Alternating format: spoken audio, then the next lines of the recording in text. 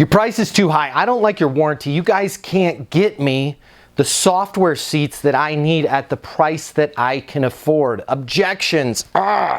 Whether we work in real estate, software, business development, whatever it is, objections seem to be the bane of our existence. But here's a mistake that far too many of us make.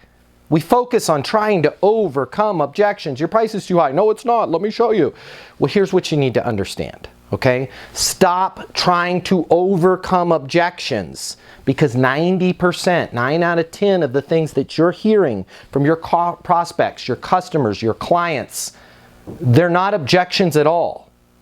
They're complaints. And just because somebody has a complaint doesn't mean they're not going to do business with you. Stop creating these little micro arguments every time you try and overcome an objection and prove to somebody that they're wrong and you're right.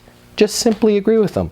Your price is high. I get it. I'm with you. Does it make sense to move forward with the contract? Yeah, it does. I was just hoping I could get a discount. Unfortunately, we don't discount. All right, let's go ahead and do it.